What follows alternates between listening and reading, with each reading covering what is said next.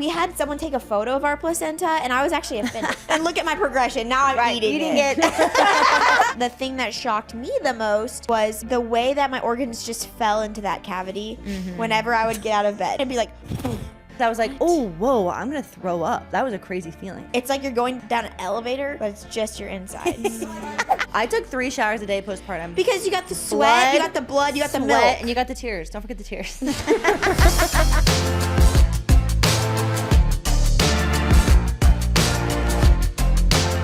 Welcome back to Always Here. We're your hosts, Abby Howard. And Abby Howard. Happy Friday. Welcome to the weekend, ladies. I love Fridays. Yeah, they're good energy. They're good energy. I started doing this thing with CJ where I take him to get a donut. Every Friday? Yeah. That's sweet. Caleb was like, maybe we shouldn't do that every Friday. Why? He's like, a donut seems a little crazy. And I was like, well, it's for the children's. The children. It's for the joy. Where are you getting them from? Just Bosa. Guess what I got today? What? Sable. How? You guys. And you didn't share? Well, wait, listen. Wait, did you get up at 5 a.m.? No. 4 a.m.? I'm so jealous. I'm so sorry. But listen, how this just happened. It just was pure, just luck. Were they not sold out? No, They we were went to not the sold out splash today. pad. I know We that. went to the splash pad, and it's right across. Yeah. And apparently people line up. Okay, so if you guys don't know, there's this bakery that absolutely blew up close to where we live. Yeah. And It's called Sable Boulangerie. okay, wow. And Abby and Addie are the ones that and my mom. Yeah, I was gonna and say Caleb mom. and Caleb. Everyone's been talking about it, and it's just been a craze. Like people will literally line up at 4 a.m. Yeah, for about 6 weeks. I feel like it's been like that. It hasn't stopped. It No, it hasn't died hasn't. down. There was still a line when we got there at 10:30 or whatever it was. Wow. And I just looked across, and the line was they were shutting down the queue, and I was like, I'm just gonna ask if they let me in, and then they completely shut it off. You were and the then last person? counted everybody, and they're like, we have 7 items left. And there's 7 people in line, so everyone can have one. It's not even, they limit everything. Yeah. It's that high of demand. I said, Matt, why was it that I felt like the luckiest person in the world that I got to buy a $10 cookie? You only got So the cookie. I was wondering, The what did you cookies get? were which is what I wanted to try. Oh, interesting. I want the I want croissant. everything else besides the cookie. Well, that's what's left. And Yeah. but I'm not the hugest pastry. Oh. I like pastries, but I was Gotcha. I love a cookie. Sure. And it's a huge cookie. And when I tell you that 7 people split this cookie because we all wanted to try it. Aww. You And shared your cookie with everyone? I did. I shared it with everyone. What'd they all get? Nice. What? What the the other people in front of people in us? line? Yeah. There was only cookies left. Oh. So you didn't share your cookie with the people in line? No. You shared it with the friends. girlfriends? I shared it with Oh, my okay. friends. I thought it was with the everyone people there in had line. their own cookie. I should have gone to the splash pad. Dang. It was very special. Was it good? It was so buttery. Is it Was it worth it? pistachio? There's It's something green on peanut. it. It's Okay. peanut butter and milk chocolate or something like that. It's very fancy, and I will tell you, almost a 7th was almost. Enough. Yeah, it's very rich. The most buttery cookie. When you pick the cookie up, it's oil all around. Really? Because it's so buttery, but you can tell it's good stuff. Oh. I thought it was divine. Okay. Yeah. Yum. I don't know that I would wait hours for it, but Right. I think that if I was a grandma and retired, I would. Had your time. Caleb and I were joking on Father's Day because he was waking up super early on Father's Day, had to go let his crew out. So let his crew out. It's like the dogs. I'm sorry. He had to go help his crew out. Okay. At 4:30 in the morning, and I was like, on Father's Day, maybe you just get in line for Sablé on your Father's Day and get me some pastries. He didn't do it? No. Dang. But we thought we were joking about it. You were serious. No, I was maybe like, if you do. If you do. One of each. Yeah, I felt That is honoring. so lucky. Yeah, to their buy stuff that looks cookie. amazing. I did something really embarrassing the other day. What? I'm changing the subject. I was at a mom's gymnastics thing, and there's another girl there who did Instagram, and she's bigger. She has almost 1 million followers. My friend that I was with was like, I follow her on Instagram. Oh my gosh. I was like, you should go tell her that you follow her and just say hi. That always means so much when people say things. And she actually came over to me and goes, do I know you from somewhere? And I was like, oh, must be from my podcast. So embarrassing that I said that. And then she was like, oh, no, I don't think that. And I was like, oh. And then it got worse. I name dropped to go, maybe from my brother and sister-in-law.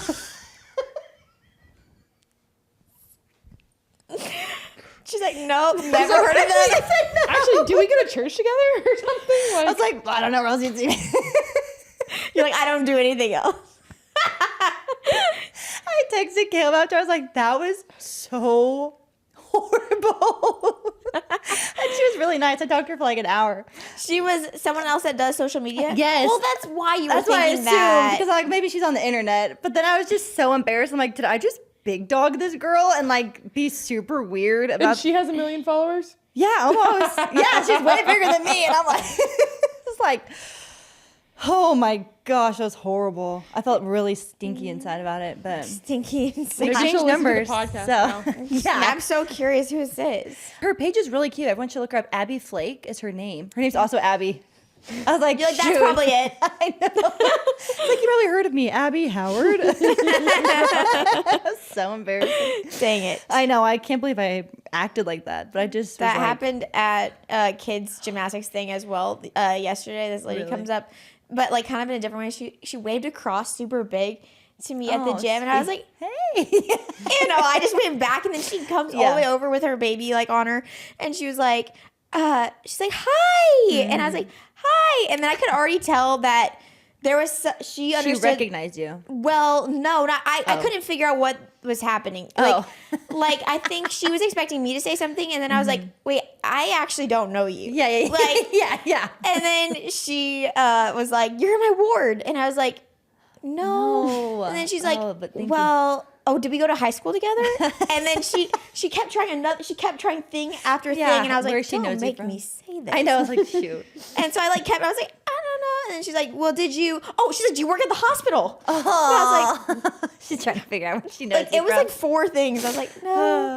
And I was like, do I say it? yeah. What'd you say? I did. I was like, because she kept trying. I was Yeah. like, this lady's relentless.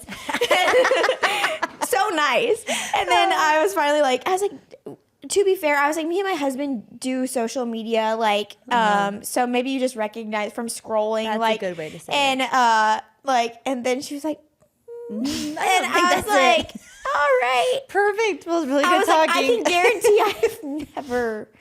Don't make me say it. It's not our ward. It's not our ward. Oh my gosh, that's really funny. Anyway, we are here Yeah. to share the hope and and the the hard heart. That with was heart hard. and humor. I actually have a serious hope. What? What's a serious hope? Yeah, All right. serious hope. Drop it. I'm gonna drop it. It actually is shifting gears, and not like now I'm gonna be laughing, but it was actually I'm proud of myself. Okay, so I started therapy like a year ago. Okay. Oh my gosh, it's been literally just over a year ago. Should Off get and cake. on. And I was like, okay, when I go in, I like had something else that brought me in. And then I was like, okay, once that goal was like kind of achieved, I was like, okay, my secondary goal is I really want to focus on anger management and like emotional regulation, which those 2 things are like kind of tied together. I think it's really important in therapy to have goals. I will say, because sometimes I feel like I could just go in and just like, Yeah. especially woman to woman, just chat. And it's like, wait, I want to have like a purpose for this. Sure. And so like that was my goal. I was like, I don't know how long that'll take, how it works. It was specifically for like my marriage, because I feel like I kind of had this under wraps, and like every other, like no one else could incite that out of me. And it's not him, it was just me. Like I had no regulation there.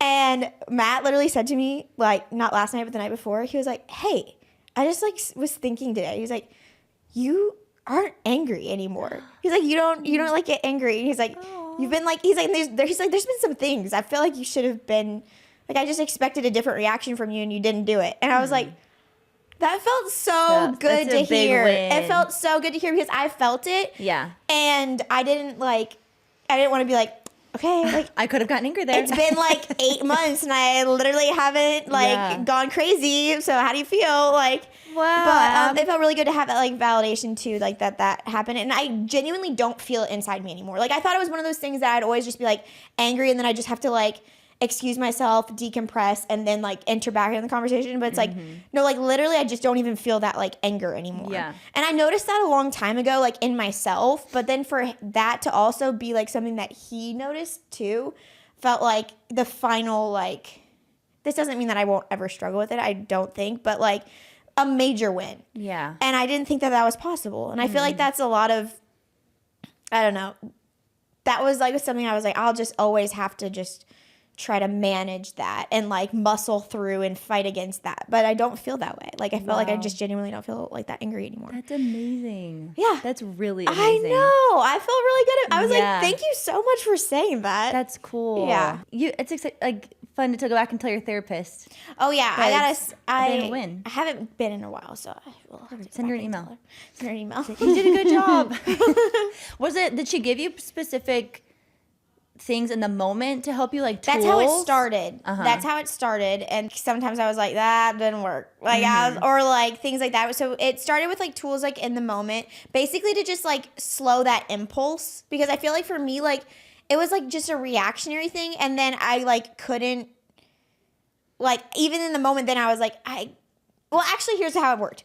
It was like an impulse thing. And then I would fight for a while. And then I would be like, wait, I'm not even... Like, I would realize it, but it took a long time. Then I would react and then immediately be like, wait, that was messed up. And then, like, that moment came sooner. And then I'd be like, hey, can I try that again? And then I would feel it, and then I would take a break and come back. And then it just, like, there was, like, a whole progression of it. And it's not like something that I like constantly had in the forefront of my mind, but I think that's the whole point. Is that's why it was hard to fix. Yeah, because it was just like an impulse thing. Wow. Yeah, that's so exciting. Yeah, that's awesome. I know you've been working on being less of a rage monster. I know we used to joke about that sometimes, you know, and now it's like, so good to hear. It's in my DNA. I mean, I wasn't gonna put him on blast. That's such a win. I'm proud of you. Thank you. You're What's welcome. your hope? I feel like I'm getting my pink back a little bit. Yes. I mean, when you hear my heart, you'd be like, is she? But if you don't know the term getting your pink back, like after a flamingo gives birth, I never really was like super moved by this. I do think it's cool, but a flamingo gives birth, sheds all their white feathers, and then as they go along, their pink starts to come back. Like, right? Isn't that true? They shed their feathers? Yeah, they lose their pink. Is that what it is? Or they turn white. I think they keep lose their the color, feathers. but I don't know if they're feathers. Yeah. Okay, so the flamingos they turn change pink again. colors. Yeah. They're just become naked pale. flamingo. Just I get what you're ugly and saying. naked. Oh, We get the point. They pour so much energy and nutrients into their offspring that their feathers can lose their vibrant color and turn gray or faded. Well, I connect to that a lot more than the That's why it's moving. Over time with rest That's why. and nourishment, Oh. their pink colors return. Well, shoot, that makes more sense, doesn't it? They don't lose them. They just change I their was color. never super moved by this, but Well, now I might shed a tear. it's like they give so much to their babies. They after lose they're all born. their hair. Okay, yeah, I'm like, I lose my hair. Well, that's beautiful. And then it comes back. Your pink You're comes so back. goofy. So I feel like my pink is coming back. And that's been fun. You look nutrient dense. Thank you. You do look rested. Thank you. Yeah, I'm rested. My skin is like starting to come back to its normal. You're glowing. I can't think of words today, but my skin is coming back to its normal self. My hair is growing back. I'm back in the gym, feeling strong. I laid out yesterday, getting lots of sunshine. Oh. I know. It's just been great. Okay, well, what's your heart? My heart then? is that I've been a little depressed. As you laugh. No, I was really depressed last week, which I don't say that lightly. I always make this joke. This might be a bad joke. We can cut this out. This is a bad joke. But I tell Caleb, I'm like, I tried it and it didn't stick with me. Like depression and me just don't really go hand in hand. Okay. Okay. Is that stupid? But I normally just like have a very go with the flow optimistic perspective on life. But last week I just felt really down, like super low like no motivation, stayed up late scrolling, just didn't want to go to bed. Just nothing was fun that I did. I was like, there was just not a lot of excitement in anything. And I told Caleb, I was like, I think I've pegged what I feel. I'm not teary or weepy. I'm just sad. Like low. I just felt really sad all week. But I looked it up. It's been about 3 weeks, I think, since I stopped nursing. And that's when the peak hormone shift is, which I assumed it was probably related to being done breastfeeding, which I think made me feel a lot better in that. And I already feel like I've come out of it. But there was like a solid week there where I was like really down. That's scary. Yeah. A week is a long time to feel low like that. Yes. I'm pretty not self-aware, so I didn't really know it in the moment. But then like after 4 days, I was like, wait a minute. I was actually telling him, I don't like the I was way I talking to feel. Caleb because I was like, he was like, that magician was amazing. And I was like, yeah. And he was like, you didn't think it was amazing? And I was like, yeah. And then Toy Story 5, I was like, it was fine. Like everything that was really amazing and fun was like not that exciting to me. I know. sad. Not to dog on the magician because I loved him. He was amazing. But I just was No, like, that's the thing about it though. Like it just kind of I like had no turns the excitement. color out of takes the color out of everything. That's how it felt. Yeah. But I feel back. Okay. Yeah. I think it shifted. But I just Googled it and it was let us related to know. hormones. If it comes back. I will. I've never felt that before. So maybe it can start. You know when I felt that? Postpartum. Postpartum. Which That's is what we're talking about about today. But I think we have a few things to talk about first. This show is sponsored by BetterHelp. We talk about mental health more openly now, but asking for help can still feel hard, and BetterHelp's latest research confirms that. Their 2026 State of Stigma report surveyed 2,000 Americans and revealed that 85% of Americans believe getting support is wise, yet 74% say society discourages people from actually doing so. And what's great about BetterHelp is that they make therapy accessible wherever you are, whether online or through the app. I recently shared a win I had in therapy. One of my goals was working on anger management and emotional regulation, and through having the help of a good therapist that I could meet with regularly, I feel like I've had a major win in that area. I don't even feel nearly as angry, and I think that my family is benefiting because of that. And that's really what motivated me personally to seek therapy more than anything, was becoming a mom and having people that I just always want to show up as the best version of myself for. And BetterHelp is an amazing entry point for that. Totally. And finding the right therapist that can help you teach you the tools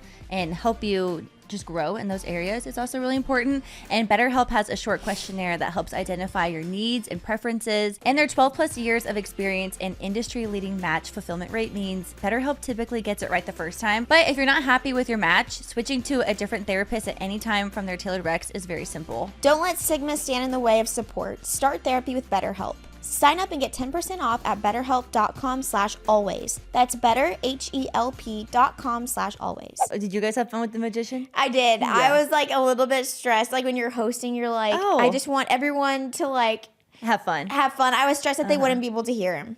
Oh, I heard him fine. Okay, good. And I stood in the back a lot with Vivian. I was fine. Good. I was in the back too. I could hear. Great. And the kids, I was like, they're so young for it. But we brought a magician to our house, and not just any magician. It was actually Nate Bargatze's dad, who we had seen perform on Valentine's Day actually of this year. And just a little backstory, I took it upon myself to move my dad's birthday because his birthday is on this baby's due date. Yeah. And I was like, officially, you can't have August 11th anymore. Right, of course. And also, my other son's birthday is August 10th. So I was like, you can't do the day before. Or actually, in fact, let's move it completely because there's just so much going on. Right. And so we did it big. But my dad's also very introverted. So we didn't tell him that it was a birthday party for him, and we also didn't put it on the invites or anything like that. He still called him out. And I was like, oh, no. Yeah, he doesn't know how serious it is that we cannot acknowledge him. You said you got bring money? any attention. I literally remember growing up, like when I'd go to friends' houses and like their dad would talk to me, I would literally be like, why is I mean for a long time I couldn't peg that. I was like, why am I creeped out by other people's dads? And I was like, I'm not creeped out. I just am so unaware of this type of interaction. Blake would not do that either. I'm thinking about Blake like ever talking to someone else's like teenage girl, like Brielle's teenage girlfriends. Ever. He wouldn't be there. He'd be in a different room. That was like my dad. Yeah. So then I was like, what's your dad doing here? He's literally just like in his own house. Just existing. Like my dad would literally like hide. So funny. Unless they were like a really close friend. Yeah. So, no, I think he had a good time. I asked him afterwards, I was like, you swear it wasn't too much? Because he got a little involved in the show. There's a lot of interaction. Oh, it's great. Like crowd work in Stephen Bargatze's magic show. And he's hilarious too. Yeah. And I thought it was so funny though. After the magic show, we had a ton of kids there that I think a lot of it went way over their head because they're all so little. But all the dads afterwards just gravitated towards him. They're like, tell me Show everything. us more magic. Show us more magic. And then I started talking to all their wives. They're like, yes, they love magic. Talking about their husbands. Yeah, they do. I feel like Caleb would be really into this. Caleb Matt is really into magic. A lot of our friends. It was fun. It was. I wanted to go after too and see more, but I just felt like I had to watch the the children's. Yeah, CJ did fall off the swing promptly Yeah, after he that. did, exactly. So I was like, I'll just hear from it for secondhand. Dang it. But I didn't realize, because I'd actually never seen a magician before. I didn't realize it was like a full thing.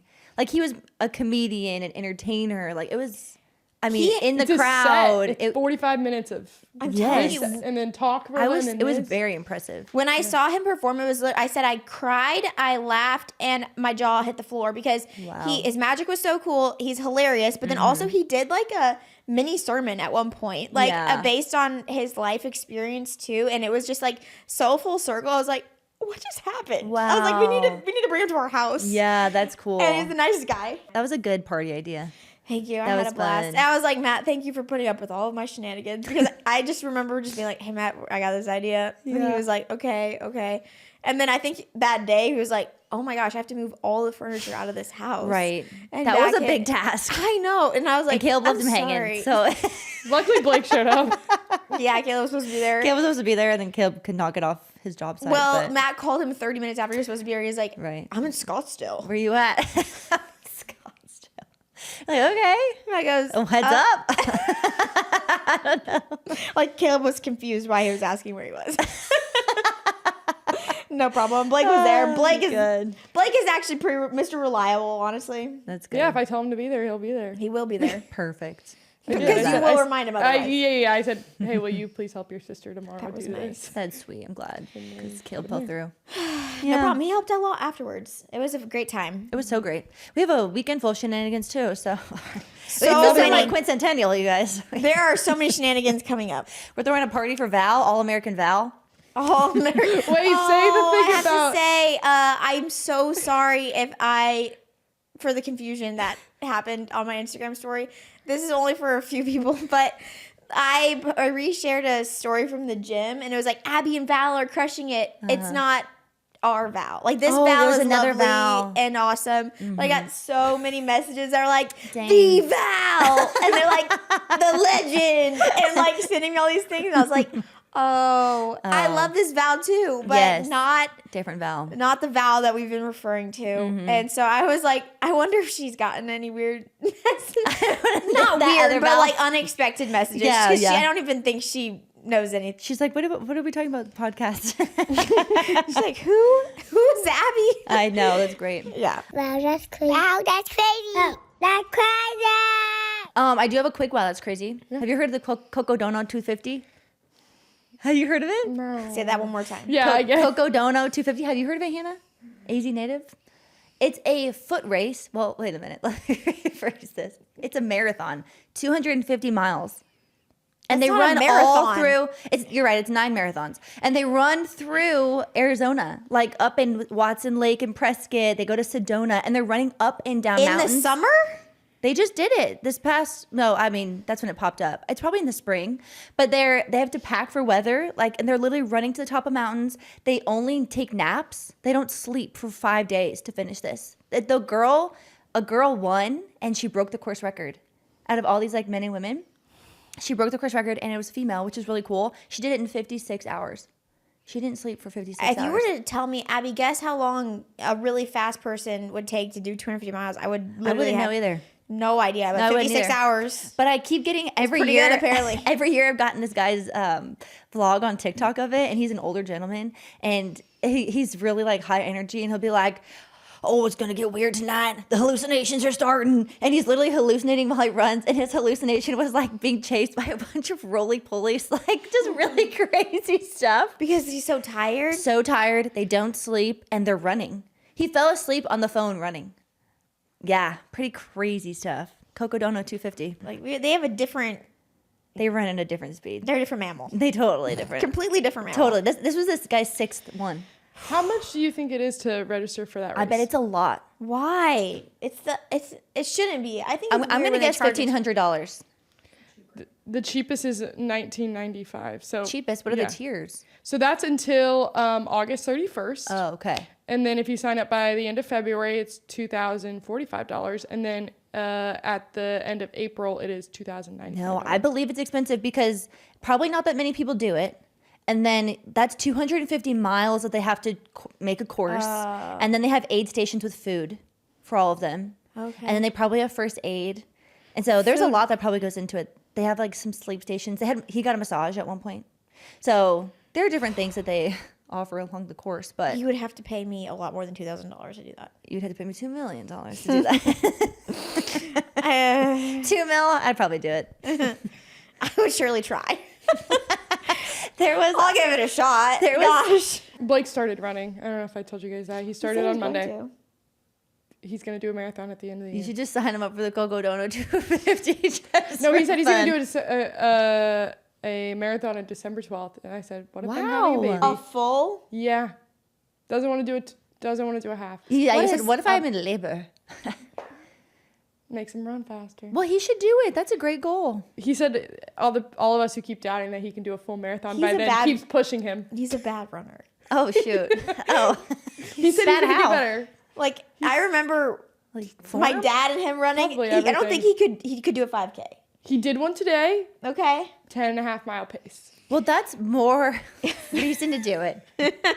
So he's doing it because he hates running. Yeah. But hey, he's gotten up and worked out every single day this morning. As in That's running amazing. or lifting weights. That's so. great. I swear. Sorry, that just made me think There's about something in postpartum, and I know he's a male, but post-baby, where you're like, I'm ready to do hard things. Because I did a Spartan, I think about this, 3 months after having Augie. Yeah. That was a C-section. Yeah, you did. You asked me if I wanted to do it. I said, I am not there yet. I I want to do a felt Spartan. fine to do it. And Yeah. I actually was just thinking about that because impressive. one of our friends has a 3-month-old, and I was like, wow. Wow, I'm crazy. Well, no, because I just remember you can feel really good at that point. Yeah, you But can. everyone's experience is so different. Yeah, you can. It's just you feel still like weak in some areas.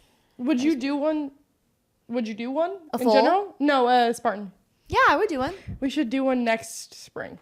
Spartan looks, do it. I think High Rocks, fun. I was asked to do a High Rocks, and I was like, yes, because I love it. Like, I'm like, that fun. feels fun because it's partners. Yeah. But I feel like Spartans have to be more fun. You just do so many cool things Yeah. in it. It's like, it's so fun. Yeah, it's more because the high You have rocks really is just like obstacles. running and jumps. Lunges. and When I saw the lunges, row I was like, that machine. doesn't look fun at all. No, and it's inside. Like, there's rope climbs. There's Yeah. like You're getting javelin. dirty. Like it's You're more mud. fun. You're going through mud. yeah, Like, it is really intense. I would totally do that. Okay. Let's do it. do Okay, it. let's do it. There's one in November probably. I can't And do in it. Should be February. about I 8 can't months do that one. pregnant. You can't do that one. We can do They're it. in December. I'll come cheer you guys on. We should do an then always you have here to event do- at the Spartan. We get our bandanas. Always Wait, here. no, don't do it. I can't do it. Shoot, you're right, Addie. Guys, please. Can I do it? Will they allow me to run? I can't do the obstacle. Could you can come run. with us? I also Yeah, run the can't course I'll with be us. there. You just do the penalty for every obstacle. Wow, that'd be fun. No, I will couldn't cheer you do guys 3 of on. them last time. The monkey bars are really, really hard. I feel And like the we could rings. train that. No, it's my hands literally, they're thick monkey bars. That's one of the things. It's a ring. The ring monkey bars and then regular monkey bars. Oh. They were a lot easier when you were a kid. Trust. Yeah, no, I believe that. I used to believe be that. really good at those. I kind of mentioned it. Wanting to do hard things postpartum. We mentioned it a couple times. Depression, hard stuff. I'm sorry, I can't be serious. Postpartum. That's what we're talking about today. I feel Yeah. like this has been a highly requested episode. Okay. Just talking about our experiences postpartum. We both had, I've had 2. You've had 3.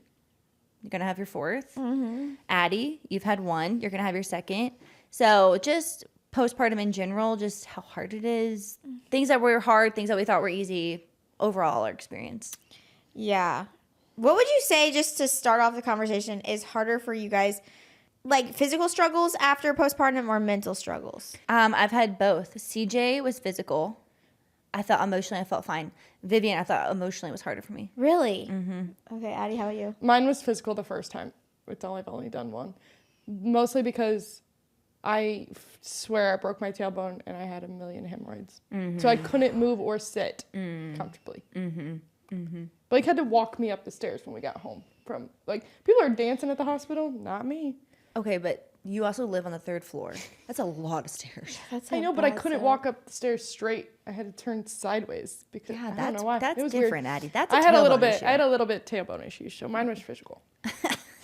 Why did I just lisp? That's unusual. I feel Yeah. like the tailbone. Yeah. I don't Not know. the Didn't that happen hemorrhoids. to you too? No, I have the weirdest tailbone ever, but it's It never didn't break. bothered me. Okay. Postpartum. But Mine yours- is always mental. Yeah. Always. I feel like I felt really physically good every time, which is, I don't know. I don't really know why. I got lucky. No, I think every person's so different. You're very strong physically, like very strong. You were strong going into both pregnancies. I wasn't very strong going into CJ's pregnancy. And I think that made a big difference. I mean, I just ran, and then during that pregnancy, I worked out a little bit, but it was light. I wasn't at burn. Like, I remember every time, like, wanting to do more than they were clearing me to do. So then when people are like, I'm clear, but there's no way I can do that, I'm not thinking, I totally believe them. But I'm just like, that wasn't my experience. Yeah. And so, yeah, I think that just goes to say that postpartum can look so many different ways. And even going into this, like, next season, about to be postpartum again, I think more than ever, I'm like, it's going to be what it's going to be. Like, I can go in with, like, expectations, but I just know that whenever I do that, I just end up getting humbled really quick. So I'm like, we'll just see what happens. I went in so cocky to Vivian's. I was like, it's going to be easy. I already know how to do the baby stuff. Not a big deal. And then I felt like I was emotionally rocked a little bit. Yeah. And with CJ, I think, I had a pretty hard labor with him. And so that really threw me for a loop physically. I mean, I can slightly recap it, but went in, induced for 3 days, got to the push stage, pushed for 3.5 hours, went in for an urgent C-section. I don't think it was emergency. I think it was just urgent. But you had an infection. I did. I got an infection. His heart rate started to drop. But they gave me like 30 minutes while they like prepped everything. It wasn't like they took me out and ran me to the room. I remember feeling surprised by that. I was like, get her in. Yeah, I thought so too. Because the medicine was, I don't have to go into it, but it was painful. And then I went in, hemorrhaged. I lost half of my blood volume. They should have given me a blood transfusion to this day. My sister's like, I can't believe they didn't. And then CJ was in the NICU. So it was just a really, really, really hard recovery. And I remember feeling in a lot of pain for a while. And just like my energy was so low. I had no strength in my body for a couple weeks, it felt like. So that was really hard physically. And I think the challenges after a C-section, like, it's hard to sit up in bed at night, and we didn't have a good bed. And I didn't, our setup wasn't the best. And I just wasn't prepared in our home even to accommodate some of those things I needed. Like, I probably need to sleep in a recliner and, some stuff. But I just remember physically being like, whoa, I got rocked. But I think that's what made the switch in my brain. And now I feel really like obsessive about never feeling weak again like that. Like, it kind of triggered something in me, a fear response. Yeah. Seriously. Like, I better get it freaking together because I never want to feel like that again. Right. We actually met with a doula last week, and me and Matt met with a doula in our house, and this is funny. She started off by saying, like, hey, when it comes to birth, which obviously, like, I feel like your birth experience really shapes your postpartum experience a lot. Totally agree. Or it can. Sometimes, not always the case, but a lot of times it does. And she's like, I want you to start, Matt. Like, if you were to think of one word, like, when you think about birth, like, what would you say? And he was like, trauma. Dude. And I was like, she's like, that is the answer I almost always get from the husband. She's like, no, Abby, what would you say? And she wasn't like trying to be like, she wasn't setting me up for any certain answer, but I was like, game day. Yeah, literally. And she was like, see, this is more typical of what I experienced, because we do have that like hormone boost and like all those things that the dads don't get, but they're like, they see it all, they remember it all. Yeah. Where we have like that type of amnesia or whatever you want to call it. But so that kind of just like set off like my thought of like, wow, it's such, postpartum is such a team experience. I feel like if you like if you're going through it with a spouse or a partner, like that just shapes everything too. But it was funny because also during that, she asked me, she was like, what questions do you have for me? And I was like sitting there thinking, I was like, I feel like having like done this before, I was like, okay, I feel like I've collected every birth experience. I have induction, vaginal delivery, and then a scheduled C-section. I was like, I don't have a thought frame reference for emergency C-section, which I feel like doulas aren't really like necessarily, that's like their worst case scenario, I would Sure. say. Yeah, it's like their last And resort, I was of like, course. but can you kind of just walk me through what to expect if this ends in an emergency C-section? Because I like, in my head, I actually realized, I was like, I if I were to put percentages, I think 0%, and that's not realistic. Like, Right. and so I was like, please give me a frame for like what this could look like, and she kind of walked me through that. But yeah, I think a lot of my confidence going into postpartum is related to my confidence going into birth, which is not necessarily founded. Like, so I'm like, this is shaky territory to be Right. starting this all Totally. on. So I'm like, oh boy. I just texted Blake to ask him the same question because I'm curious what he would say. Like, what's one word to describe? He said, quick. Oh. And then he said scary. For labor? I said from my birth experience. That's what he said. So. Oh, interesting. Well, this is also, speaking of Blake, we made part of our birth plan for Matt to catch the baby. And so I asked Blake, Addie's husband, my brother, I was like, Blake, would you ever catch the baby, like, during a delivery? And he's like, first off the bat, he was like, yeah. And he goes, I actually think I'm more of a by-the-shoulder guy.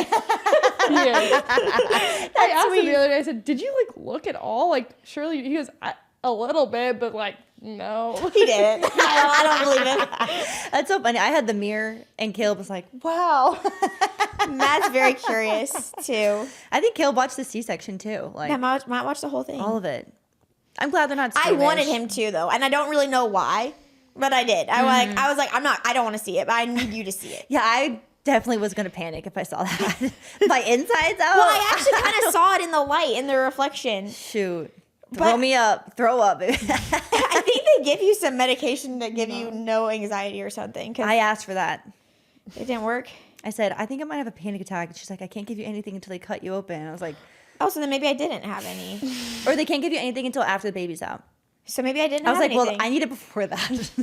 I just closed my eyes. Thank you to Merit Beauty for sponsoring this portion of today's episode. If there's one brand that I scream from the rooftops over and over and over again that I just love, it is Merit Beauty. I wear so many of their products. Let's be honest. If a routine takes longer than 5 minutes, it's probably just not happening. And that's why Merit Beauty believes great makeup should be effortless. Their clean, thoughtfully curated essentials help you get a fresh, polished look in minutes with products you can swipe on, blend with your fingers, and move on with your day. I love their Flush Balm in the color Archival. It's really natural. I like a berry tone. I feel like their makeup just makes me feel put together, but in such a beautifully natural way that just Yes. enhances what I already have going on. I personally love their minimalist stick. It's double duty as both a foundation and a concealer, and you can get such quick but great coverage without layering on a bunch of the product.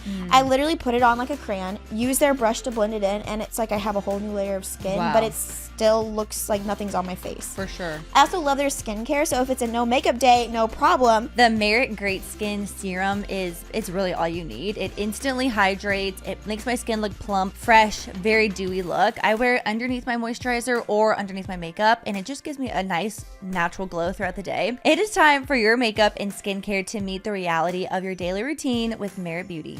Right now, Merit Beauty is offering our listeners their signature makeup bag with your first order at meritbeauty.com. That's meritbeauty.com to get your free signature makeup bag with your first order. meritbeauty.com. There's no way Blake would look at a C-section. Not a chance in the No, world. I wouldn't want to. Yeah. I was just oddly. Calm. So what did she say about the emergency? Did she give you good expectations? She's like, well, honestly, it'll happen really, really quick. Yeah. Like, she's like, you'll just, and then it'll be similar to your scheduled. I mean, I know what Yeah. a C-section is. She's Yeah. like, but you'll know really quickly if you're gonna have to switch gears into that. So it's basically like you'll just switch gears from your vaginal delivery frame of reference to your Just C-section. a hard transition. Yeah. Yeah. Yeah. And I was like, all right, well, Cool. I know myself. I'll just process that all about 4 weeks later. Did you feel like a difference between your postpartums? They were pretty similar. Similar. Yeah. Yeah. And I feel like for me, always day 2 is when crap hits the fan. It's interesting with your second, you can pick up patterns, which is helpful for your subsequent. Yeah, I think that is good. For if you're going to go for more than 2, Yeah. then you can know what's a pattern and what was just a fluke. Yeah. But for me, like day 2 is really bad. I feel like a caged animal both times. Okay, so with my first, I was getting out of the hospital that day. Yeah. My second, since I had a C-section, I was still in the hospital. And I was losing my mind. I'm not even kidding you guys. Just like tears every second. Like my eyes were swollen shut from crying so hard. I felt like I felt crazy. And I just remember, this is so sweet and sad. My parents came in, they're like so excited. They thought I would be like so happy. And like, they're like, and you can just see their face. And as soon as they open the door, they're like, oh. And they don't even look at our baby at all. I'm gonna cry thinking about this. My dad sat on the bed. He didn't say anything. He just started rubbing my back. That's really sweet. And I was just like, what's wrong with me? Like, I just didn't know what was wrong because I was like, all I want is to be a mom. And I'm not even in pain. Like, I was just like, which I was kind of in pain, but I wasn't even thinking about that. Yeah. And then I was just like, a mess. I don't know how to describe it other than I literally just felt like a rabid animal. Sure. And I felt like that both times. So I'm like, what do we do? Well, here's what we do. I actually talked to the doula about it. That's good. And she was like, it's going to be so much better. She's like, you just need to do a placenta encapsulation. How fast is the turnaround on that? I don't know. Hopefully very soon. It probably takes many hours to dehydrate it. Wait a minute. You want to see something? Yeah. 3 hours? To dehydrate it, I think. That's it? I was presented. Yeah, 3 hours. Okay, I would have thought it'd been like 3 days, you know? I guess we're not leaving it out in the air. She does it in her kitchen. She does it in her kitchen. I was presented with Vivian the option from a company to do it. Same. And I didn't do it because the placenta has a lot of your hormone estrogen in it. Is that right? Which you don't have to make milk. Oh, she's ready. That's cute. her kitchen. And that's sink. someone's placenta? And that's someone's placenta. Wait. Wow. I mean, it couldn't be me, but I'm glad there are people out there that do that. She said she's like her husband does want her to find another place to do it. Yeah, she's really cute. Oh my gosh, she's so cute. That's such a happy picture. She loves it. She loves it. I know. That's like what you want. You want people that are so passionate about their job. And I remember reading about it. Like, it takes the estrogen sometimes from your milk, but you're such an oversupplier that's probably not going to be an issue. What it takes? Oh, she said it helps your milk supply. Really? Well, there's just, I think, conflicting stuff on the internet. I don't know if any of. I actually am just going to go ahead and say that I don't know if any of this is evidence based. Right. But try it and see if it works. She was like, I really think. She's like, what's your postpartum like? I'm like, so messy. So messy mentally. I was like, physically, I feel pretty fine. Mentally, it's so messy. And she's like, you need to eat your placenta. Wow. Well, I mean, she has probably a lot of research. I mean, she's probably done a lot. Yeah, she really believes in this. And so basically, I was presented with this with both births before. And I was like, with my first 2 kids, I was like, no, I don't. I actually, we had someone take a photo of our placenta, and I was actually offended. I was like, don't take a picture of that organ. I literally was going through our birth gallery. I was like, why would you slip that in there? But it's so, like, I was actually offended. And look at my progression. Now I'm eating it. I love my placenta. We love you. Oh. When I saw a professional photo of my placenta, I was really like, oh. And now I'm like, well, our friend, fix my depression. Our friend Jordan, she was like, when it came out, they were like, this is the healthiest placenta I've ever seen. She's like, yep, 150 grams of protein a day. Like, she was like, Jordan, she knew why. Yeah, she was like, she worked for that. She worked for that. Yeah, she was like, I'm taking care of my placenta. I don't really think I got any comments on my placenta. They're probably like, this girl's eating crap. But so funny. So yeah, it's crazy, Abby. But I'm they're excited gonna say we have to bring our own cooler for it, disposable with ice. I think the hospital probably will provide ice. I wouldn't assume that. They have a million ice makers on the floor, and people take their placentas home all the time. Oh, okay. Well, you should clarify. She's like, that'll be the problem. That will be the censure for why I can't do it. No ice. You got to put that puppy on ice. That is going to be the problem, is that you're relying on this to help with your rage postpartum, and then it's like the placenta, it melts. It melts. It doesn't get, and then you're like, it melts. It just makes it worse. That will be the thing that sets me off. Yeah. It's August. No, it's Matt's responsibility to get it in the cooler, I believe. And then our doula will take it from there. Oh, okay. Take She'll it be- home yeah, she'll from be there. straight from the hospital, and then she can probably help him. That's true. But I remember with Augie, they were like, "Do you want to have your placenta?" I was like, "What would I do with it?" And she's like, "She didn't say eat it. She said some people make art with it." I think they do that. People do that. I was like, I laughed, and then I was like, "Beautiful." I'm sure. I mean, I can imagine that it would be. It just sounds so funny. Art. Yeah. That'll be my fourth birth. That'll be my fourth kid. I'm like, went on the from being fridge. disgusted by it to eating it to literally making art. You put it in a shadow box. It looks Home decor. like a little, like... That's not what my photo looked. Oh. Ah! I get What it is now. that? That's The art. placenta art. Oh. So It kind of looks like a jellyfish or a tree. look, check out that in my house after my fourth kid. If you see a little tree or jellyfish, That's the look at them, progression. That's Abby's the progression placenta. right there. I mean, yeah. Honestly, at this point, it's like we'll never say no to nothing. I can't have a hard fist on nothing these days. I keep changing My my hands mind. are open. Wherever my feet lead me, Lord. Take me So- where I must go. Basically, she's gonna dehydrate it and put it into pills, and then I'll take those pills. Well, I'm excited to hear if it's a good improvement. Because I had a lot of anxiety after Vivian that I wasn't expecting. So if this is helpful for you, I'll never say yeah. never. Never say never. I mean, here's the thing: I can do a pill. Yeah, you don't have to think about it. I can do a pill. Swallow that sucker, let it do what it needs to do inside you. Yeah. So you're already taking so many things postpartum. I'm like, Just throw that one in there. throw that one in the Stool vitamin softener, pad. placenta. So much stool softener. Perfect. Ibuprofen, go. I think something I'm curious to talk about is the different stages throughout postpartum. Like 4 months, I had a dip, and then 6 months, I felt amazing, and now 9 months stopping nursing, I have a dip again. Like the waves of postpartum. I think we originally think about postpartum as just those first 6 weeks, but that whole year to 18 months after birth. So do you remember in either of your experiences like a certain month milestone point where you're like, oh, that was really hard or is hard every time, or I didn't expect that month to be hard versus others? I forget. I I know. literally forget. I feel like I forgot I feel to like after I feel like CJ till actually now. I will say I feel like 4 months with both times with both kids was really hard. Do you feel That like was that's my too, answer. Addie? 4 months, yeah. I had a hard 4 months too. I wonder what that is. I felt like I hit a high honestly at 6 weeks. Like I remember feeling Yeah. really good. Yep. At 6 weeks, and then I was like, "We're done." And then I think at 4 months, I was like, Oh, like humbled. yeah, I felt knocked on my butt again. But then I don't remember anything beyond that. So what did you think? I thought 4 months was really hard because again, you kind of get that like a false confidence before you're like, oh, Yeah. I'm feeling good again. I'm feeling like myself. Like we're getting a handle on things. And then at 4 months, I remember with Vivian feeling really like, oh, I remember recognizing that I felt anxious. So it took me 4 months to realize that's what I was feeling inside.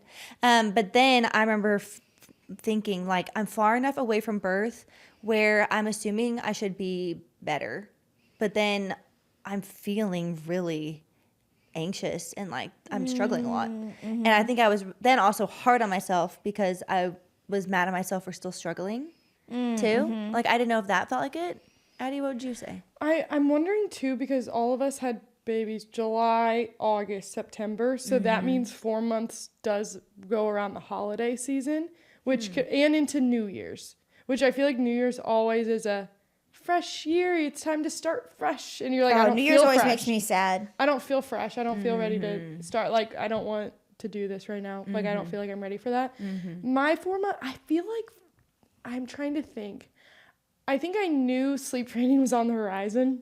I was like, oh, when we get to 5 months. And then for some reason, 4 months was so hard because maybe I knew that was like on the horizon for us and what our story was going to look like with her sleep. And I think that was the hardest. I felt so exhausted. I felt tired. so exhausted. That at 4 is months. probably It hit at the 4 months. Before then, I was like, this is fine. I'm just in the routine. And then Right, at 4 months, yeah. I was like, Oh shoot. can't Energy do it all time anymore. low. I Yeah. cannot do it anymore. So when I started, like, I was like, wake up and give her a bottle. Like, I need one more like hours of sleep together. Like I can't break it up anymore. Yes. Like I just got to that So maybe point. it's not hormones, maybe it's sleep.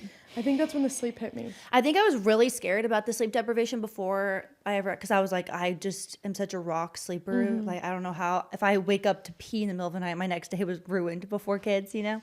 Like, I was like, I would just sleep all the time. And I think that is maybe like a positive if you're worried about that. Oh my gosh, those first 3 months, you don't even think about it. Like, you're tired, obviously, but there is something inside of you you're just like, oh yeah, I can do it. Yeah. And it's just a shift for sure, which I think that's like your It's body. biological. It's totally biological. But yeah, around 4 months, which both my babies started sleeping through the night at 4 months.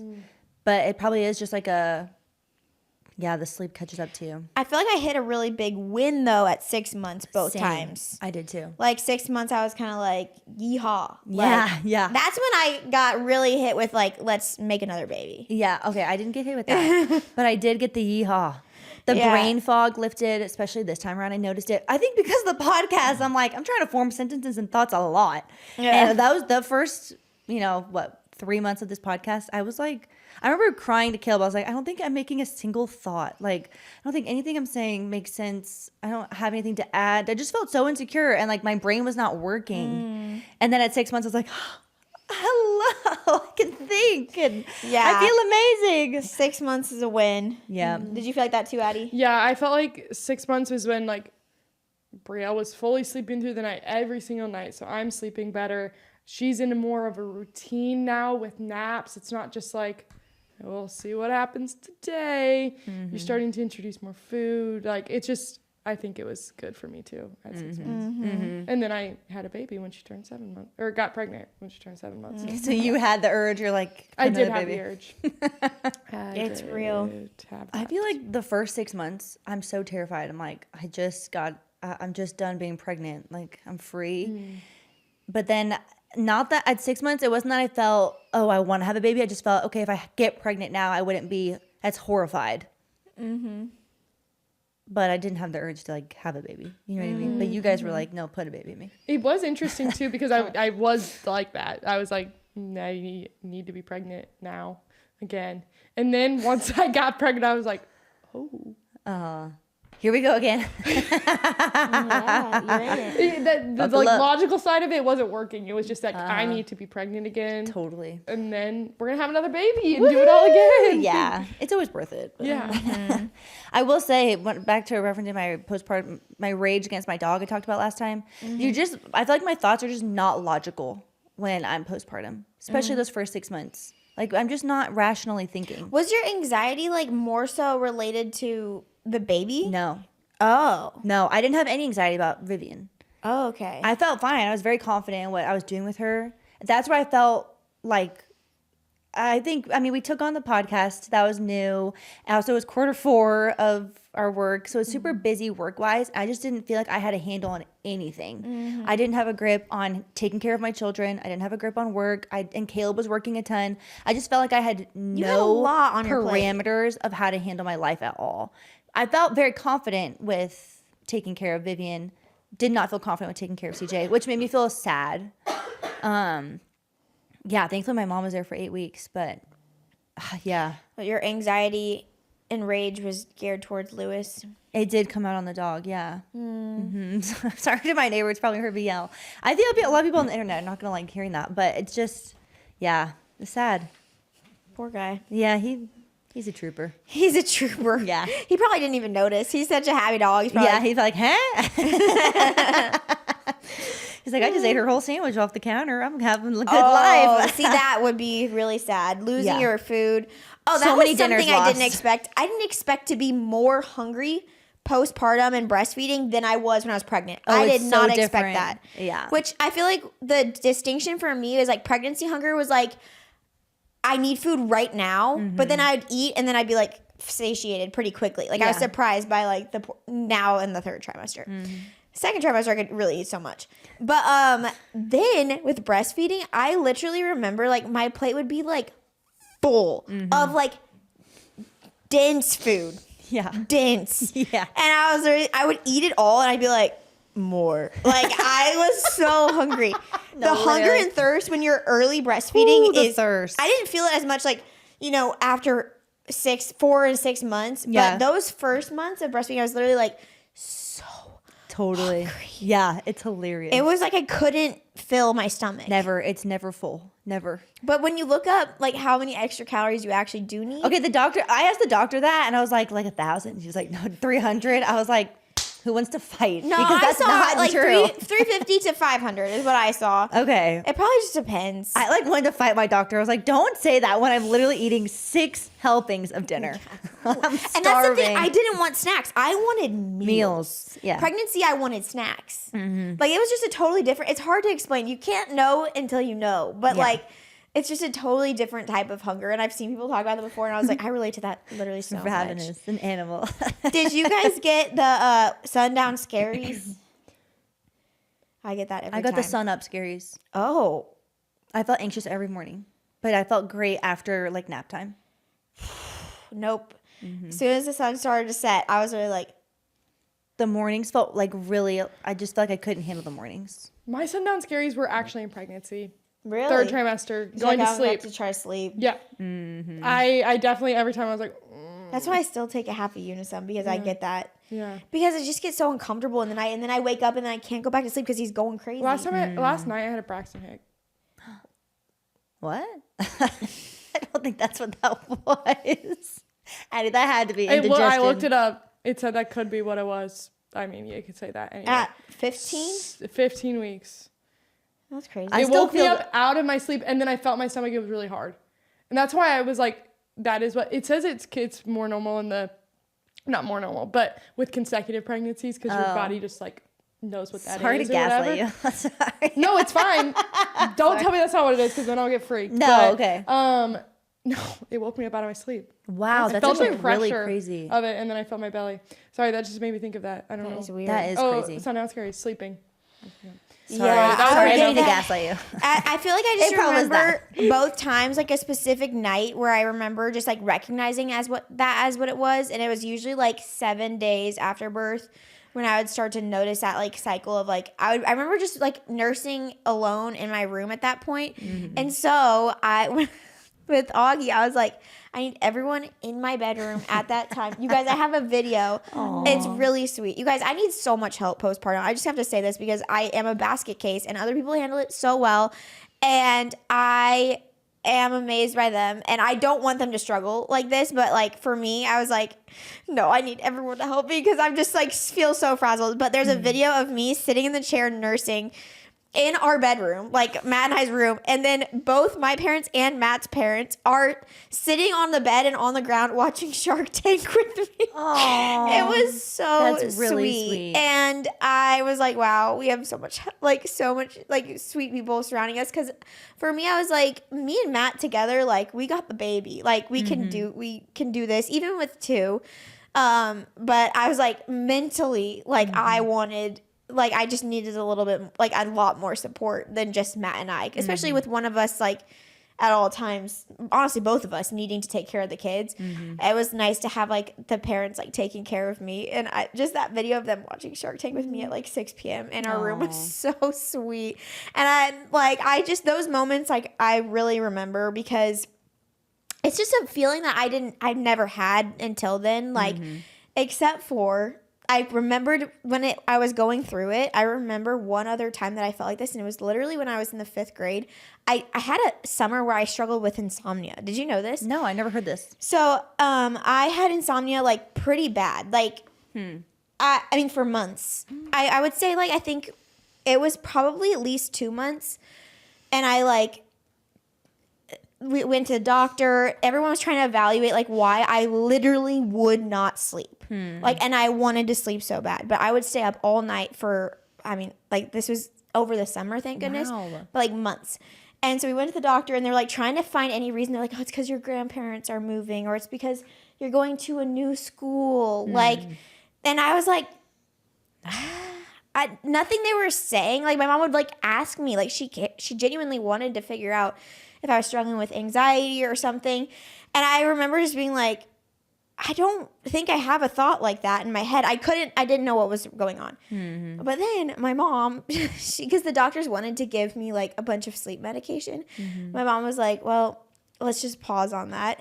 And then she gave me a pill, and she was like, this is a sleeping medication.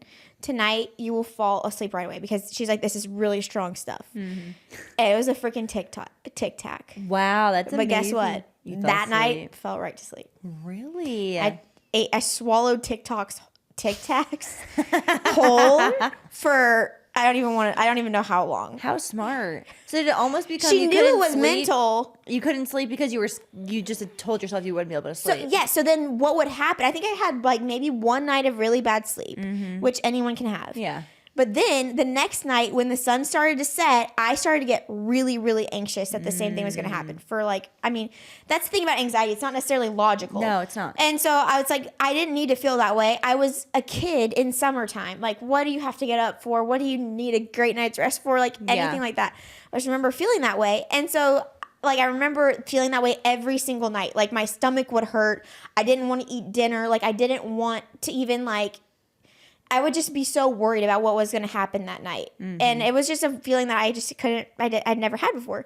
And then I remember after having my first, I was like, this is the same way I felt. Like, just so anxious about nighttime and, like, going to bed. And that, like, even it would connect with dinner. And then I also at that point would remember feeling really down too. Like, both of those things would happen at the same time. Yeah. And so I feel like that was, like, my experience with baby blues. I feel like by 6 weeks, both times, it was pretty much over with. Yeah. But it is one of those things where I'm like, I obviously don't want to feel that way. And my brain, I'm like, it's all going to be okay. Even if I have a sleepless night, like, we've navigated that before. Like, it's just illogical, and it just hits you. And yeah, kind of like, have you ever heard people, they have, like, that letdown anxiety? Yeah, they feel depressed or sad right when their letdown happens. Yeah, when they're breastfeeding. I never felt that, but I believe that It's a weird feeling. I know that could happen. I just remember feeling so out of control. Like, yeah, I was totally. like, I don't want to feel that way. But yeah, for Did sure. you guys feel like it was easier to ask for help the second time with your second kid more than your first? Or did it change it was at all? harder for me. Really? Because I was like, I've done this before. And, like, I don't know why. I put different expectations on myself with the second, having gone through it before. Thank you to Magic Spoon for sponsoring this portion of today's episode. Magic Spoon just figured out how to turn treats into something you can actually feel good about eating. If you love sweet snacks but hate the sugar crash, this is about to be your new obsession. We seriously have had Magic Spoon's treats stocked in our pantry for months now. The like, marshmallow. you can't let them run out. So good. Such a treat. The marshmallow flavor, they have a chocolate one, they have a blueberry one, and they have a peanut butter one. Their Magic Spoon treats are crispy, airy, and they're protein packed. They have 12 grams of protein, 7 grams of fiber, 0 grams of added sugar, 2 to 3 grams net carbs, and certified gluten-free. And they genuinely feel like a treat, not just a sad health bar. If you already know Magic Spoon for their cereal, it's still iconic. The fruity cereal. I can tell you all my favorites. We honestly love the marshmallow one, the cinnamon one, the peanut butter one, the chocolate one. Love the fruity one. Because their high protein, 0 sugar cereal brings all the childhood nostalgia, but none of the sugar bombs. Magic Spoon is easy to find. Just look for Magic Spoon at grocery retailers nationwide. And if you haven't tried them yet, check out Magic Spoon Treats, a high protein, low sugar take on the cereal bars that you grew up with. You can get $5 off your next order at magicspoon.com/Abby. That's magicspoon.com/Abby for $5 off. What about you, Abigail? I felt like I was more able. I don't think I had an issue accepting help either times. I think I knew how to better place my help where I needed it. Like, I needed help around the house, which is like my life things felt overwhelming. And so I knew, like, hey, can you please do the laundry, to like my mom or Teresa when they would stay. Like, I felt like more confident in asking for the things I needed help in, instead of just like letting the day go on and just hoping that people would help with them. Yeah. So I think I probably felt a little better about that. Yeah, I definitely didn't want to ask for help the first time around. Like, my mom was there, and I was like, she would spend the night a couple nights in case we needed her in the middle of the night. And I'm like, I have to know how to do this myself. And so I would never ask for help, because I'm like, I need to figure out how to be a mom by myself, because you're not going to be here forever, like, to help me. And this time around, I'm like, I know how to do it, so you can help me. Like, I don't have that same anxiety around needing to be able to do it on my own. You'll be capable. Yes, totally. Exactly. No matter who's there or what is going on, like, I'll figure it out. For sure. So. Well, that's the thing. I remember feeling really nervous. My mom was there for 8 weeks, and people kept asking me, like, what do you need in postpartum? I was like, you just need your mom there for you forever. But when my mom finally left, I had to figure it out, and it was really good to do that. Like, it helped my confidence a lot. And you figure out, like, you're like, oh, I can do it. I can figure it out and make it work. But yeah. I told my mom she left at the worst time because she stayed for 6 weeks and then I was going back to work and I'm like, Mom, Now what do I do? you leave when I have to start work? Yeah, That's like, not we fair. delay. Come for 2 weeks, go, and then come back. I was like, she's staying for a lot longer than You guys made a good point. I feel like I should have both times really should have done a better job of asking for help with life things and not. I don't need help with the baby things. Yeah, I don't know why I felt so bad asking. Actually, yeah, I just felt bad asking for help with the laundry and stuff. I don't really know why. Me too. Oh, I didn't. See, the thing is my mom would, I wouldn't ask anyone else. My mom would do it, but I would not ask you to fold my laundry or anything. I would ask you guys to fold my laundry. I will do it. I know, that's I will why I'd happily ask. do it, but I would ask you maybe to unload the dishwasher. Yeah. Yeah. I think you loaded my dishwasher one time when you were over. Like, I'm like, that's nice, but I don't know, my laundry, I'm like, you don't know what you're doing. So I don't Y'all wanna just need to make you send me a feel list of confused. chores. I'll come over and do them. Because I think that's really the thing. And like with my mom and Teresa, I knew they wanted to help. But I think sometimes too, when like your parent is coming in or your in-laws are coming in, like they're also in a new environment. They're in your home. Like they don't know always what your routines and systems are. And so when I felt like I was like, oh, John, can you do this? Or Teresa, can you do this? Mom, can you do this? Dad, can you do this? I think it gave them an ease because then they were like, I know where she needs the help. And they confidently handled that. So I don't know. I feel like that came with the second, not with the first. I feel like that segues really nicely into talking about like boundaries with family after having a baby, because Addie showed us this TikTok and it kind of sparked a thought. How should we show that? Or we can just talk about it. We can just talk about it. We don't have to show There it. was a TikTok that went viral. You want to describe it? Yeah, it was a group chat. So there's this thing on TikTok where you're like showing your group chat and the audio, like it's like this like yelling version AI of it, reading the your text. text. Yeah. That's AI? Yeah. Certainly. I It's thought that was AI. someone being like, no. No, it's That's AI. not a person. For sure, for sure. I was like, they really committed to this. And so I was just reading through these texts of this couple that just had a baby, and it seemed like in the group chat, it is the husband and the wife, the mom of each of them, and then their best friend is in this group chat. And they had just, the husband sent a text and said, hey, we're home from the hospital, but we're not ready for visitors. We'll let you know when we are. Both moms are like, okay, we're on our way over. We have dinner. We're ready to see you guys when you're ready. And they're like, no, please, no visitors right now. And they're like, we're coming. Let us in. They get there. They're like, why is my door code? Why is my door code not working? Let me in. Let me in. changed it. I can hear my grandbaby crying. Let me in. I can get them to sleep. Like, and they're like, no, we're trying to get them to sleep. And they're like, let me help. Put them to sleep. And they're like, no, go away. And then the friends like advocating for them in the chat. But it was an interesting conversation around boundaries with family members and friends during this season. Do you, first of all, think that video is real? I don't know. Do you think someone would actually do that? Yeah, I for sure think that was real. I bet people would do that. So, I don't know. I feel like I have mixed feelings on that. Like, for me, personally, they certainly crossed the line with the parents saying, hey, we don't want visitors right now. And then to physically show up. That's so wrong. That's so wrong. That's so That's wrong. not Yeah, okay. no. And it's not even like they weren't like, we don't want to see you for weeks. They're like, they said not right now. Yeah. Which I'm like, that's That's so fair. valid. It's fair. But like Addie, you've said it so well before. Like when you have a baby, this obviously comes with so much nuance because it depends on Your what your relationship. family looks like. Totally. Like if your family is people that would take advantage of this, or they're super overbearing or super inappropriate with like the things that they would say, or insensitive, then that definitely changes things. Right. But I'm talking about like within our family, like a healthy family dynamic, you know, with everyday, you know, typical challenges, of course. But that baby that you had is not just your daughter. That baby is also a niece, a cousin, a granddaughter, like all these other things. And so I do think when a baby's introduced, like it is something for the whole family. Let the grandmas in. Let the grandmas in, gosh. I know. And I don't know. I think it's a touchy area, and I think each family has to navigate that. And I think what could be really hard, I'm so thankful that this isn't the situation we are in, but if you have to have different boundaries with different sides of the family, That'd be hard. that would be really hard. That'd be hard. Yeah. And so We're talking from like a very we have a great scenario here.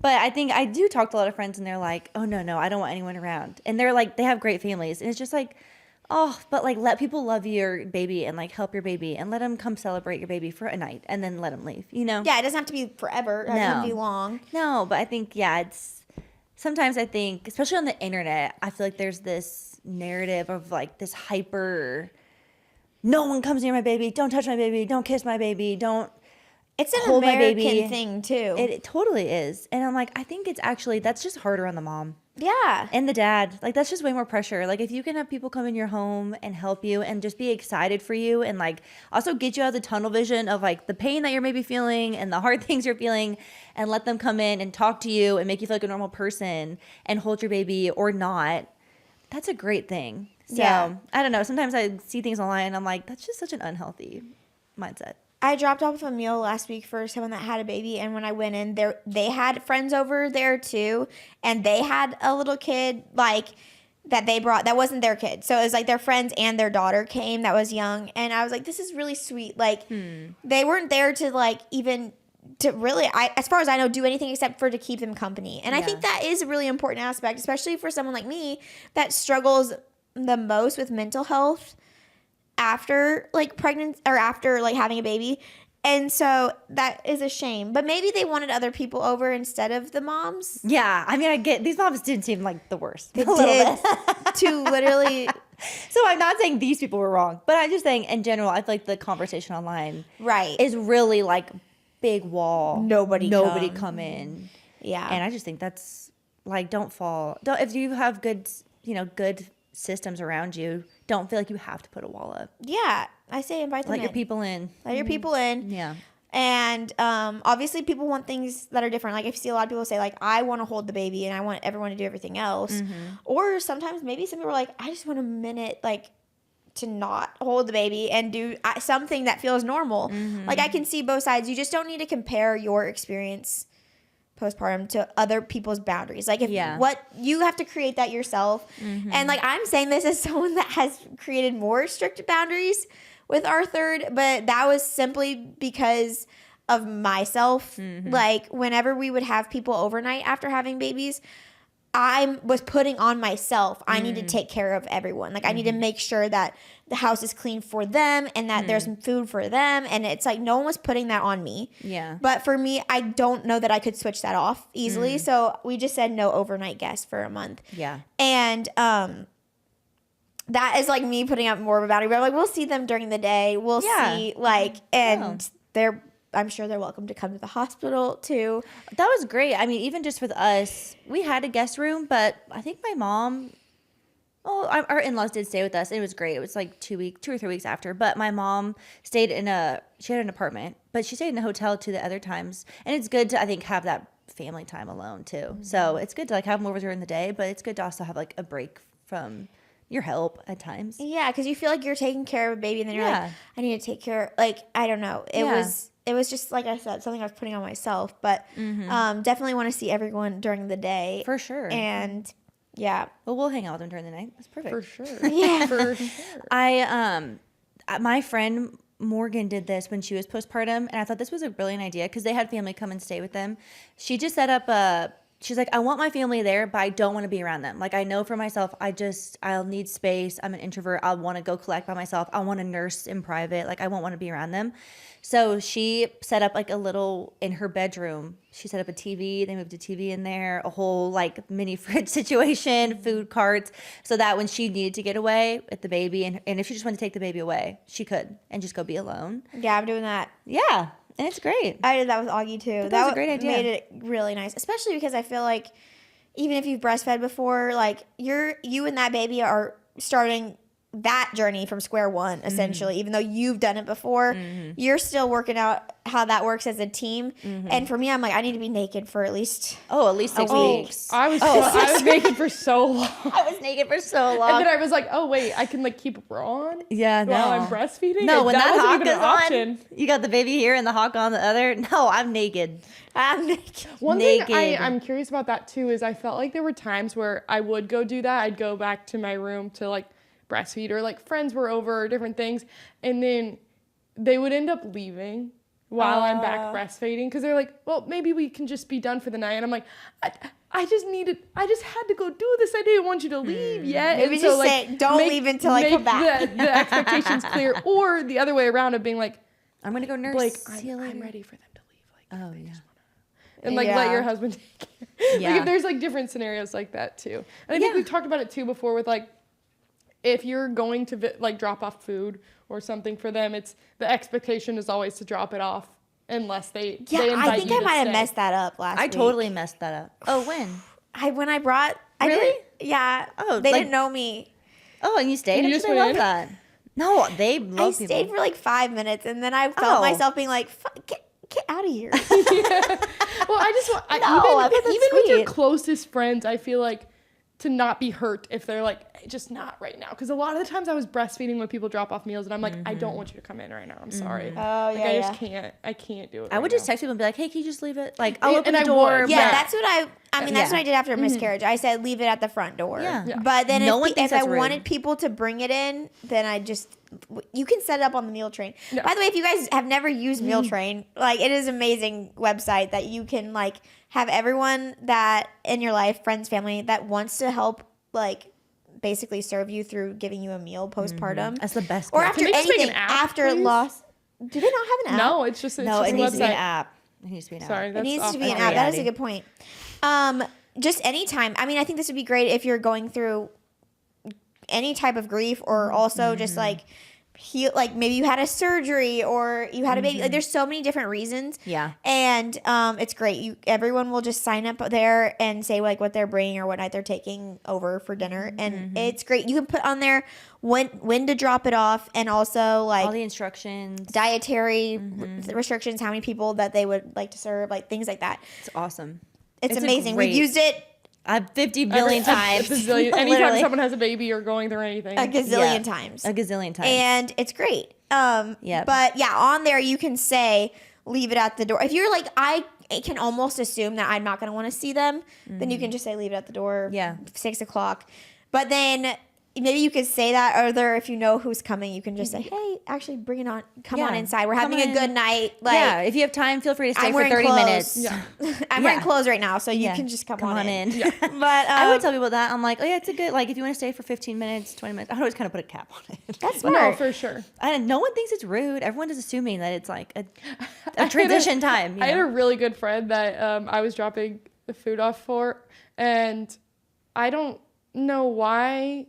I just dropped it off and I left, and she goes, I wanted to see you. I was like, oh, sorry. I was just, expectations weren't clear. I brought her coffee the next morning. Yeah. I was like, That's I will sweet. hang out. I'll come back and say I'm hi. like, she's like, I Totally. would have brought him out to see you if you were in a rush or something. I would No, say sorry. that's the gift. If we have on here, like, what are things that you could do to support your friends or family postpartum? I think just asking clarifying questions like, do you want me to stay? Do you like? Do you want me to leave a meal? Or when you're over, like, oh, are you letting people hold the baby or not? Like, just asking, not assuming. I think just those things are really caring, and also kind of gives them way. It kind of helps them ease. If Because they it have can be awkward because concerns. you're like, okay, like maybe they don't want me to hold the baby, Yeah. or maybe like I don't know. Yeah, just be like, are you guys letting people hold the baby? If not, it's no big deal. But Yeah. just ask. You know, it's like, I think it's just kind. Yeah, And it's not weird. It's never rude and never being offended by it. Food is the best. food, seriously. And I also think like there's a time period to ask. Like if it's like the day before, it's like I have no idea how I'm gonna feel the next day. You know, Right. like every minute by minute is different. I would say like 3 hours before. yeah, 3 to even 1 hour, just right before you're like, hey, I'm about to head out. Gauging how the you want me night's to drop it going. Do we off? drop it off? Yeah. I would just always say like I was planning on dropping it off, but if like Yeah. I have a couple minutes, you know what I mean? Yeah. Other things to bring a postpartum mom. I honestly think that it's great to always just shoot a text and just be like, hey, what do you need right now? Actually, you know what? That is something that I feel confused by. People don't like it when you say anything. What do you need? What do you need? Why? Sometimes I feel that actually. Like it's like a task. Decision paralysis, decision like having to fatigue. decide. Oh, okay. Like Yeah. if you go over to someone's house, like to drop food off, or you go in to see the baby, you see a need, you meet the need. Yeah. Rather than be like, do you want me to do your dishes right now? You just do it. Yeah. Gotcha. More like that. Because sometimes, it's like the overwhelming of the questions or making them feel put out to like give you, to help you help them. Sometimes feels a little overwhelming. I felt that at times, actually. Like, I more so was thinking Just like, do it, oh, I'm don't going to the ask. grocery store. Like, what do you need? oh, that's not. I feel like that's you not a should bad ask what question. they need because maybe they need something specific. And for me, I was like, I need more nipple shields. Yeah, I think it's more so also like the generic question, like whatever you need, just let me know. It's like that's actually not helpful. Like I'm not gonna reach out. I do feel like when you're saying that one of like, do you need anything? I feel I've always put in, I'm running by the store, like just anyway, even if you're not, because it does make me feel like if you weren't gonna go to the store, I don't want to get you. Yeah, don't make an extra trip for me. No, don't make an extra trip for me. But just be like, I was gonna run by the store. Do you need anything? Maybe frame it that way. Yeah. Yeah. That makes sense. But then I'm like, with a task, what are tasks that were like helpful for you guys when people did postpartum? Dishes, laundry? Yeah, and honestly, I didn't expect my friends to do those things. Just like my family and people that were like close, helping. I thought it was really helpful when you brought like protein bites, like little quick snack things were really helpful. Snacks or desserts when you're bringing a dinner, bring a dessert with it. Definitely bring a dessert. And like I didn't do this for my recent friend that had a baby. I was mad. I just ran out of time. But like the lactation balls, little quick things for breakfast is really helpful. I always think quick things for breakfast is good. So helpful. Also not bringing like a dish for them to clean, like a Tupperware that they can keep or disposable. Don't bring like something they have to return back to you because that's really overwhelming. Which obviously sometimes it just happens. Electrolytes, I feel like is something that I would really sometimes helpful. bring. And then while you're there, if you see like a bunch of bottles in the sink or dishes in the sink, just like put them in the dishwasher and unload their dishwasher for them. Just things that are like really easy that maybe are like on their feet tasks. It might be weird to like grab their vacuum and cleaner, but I mean, take the trash out if you're definitely like, take the trash.